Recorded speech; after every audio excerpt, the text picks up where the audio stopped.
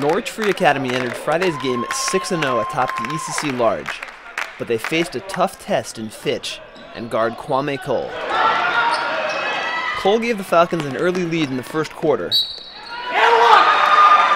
but NFA got a buzzer-beating three-pointer from center Daryl Ferguson.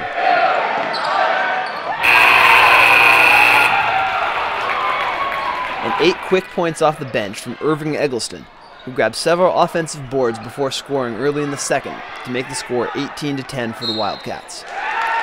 Irving, coming off the bench in the first quarter, gave us a big boost. He always plays with a little chip on his shoulder. I was just trying to be aggressive on the boards, and I was trying to get to the rack, and I was trying to just be aggressive for my team. Irving particularly gave us a great big spark, and then he picked up his second foul.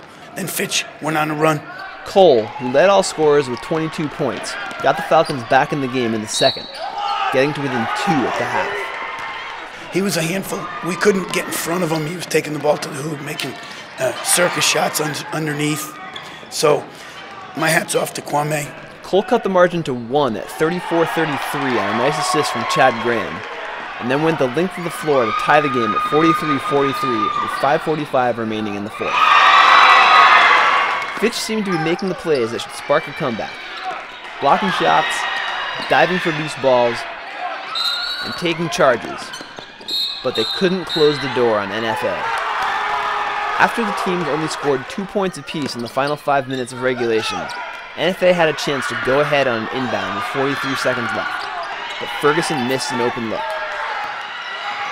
After a Fitch timeout, a miscue on the inbound pass gave the possession back to NFA. But Chad Vincent was stripped by Cole before he could attempt a final shot, so the game went to overtime, tied at 45.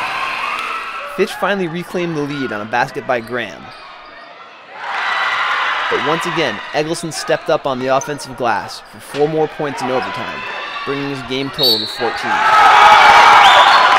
In the overtime, we just tried to stay positive. When a couple plays didn't go our way, we just tried to stay positive so we can keep the momentum up so we can get the win. After a pair of Vincent free throws to make it 52-49, Fitch couldn't make the desperation threes they needed to tie the game at the buzzer. 7-0 in the Large. This was a huge game. For our kids to come back after looking like we were going to win it in regulation and then come back and then didn't look so good in a lot of times and keep plugging away. We're very young and we don't make it easy, but for us to get the win and go to 7-0, it's really big.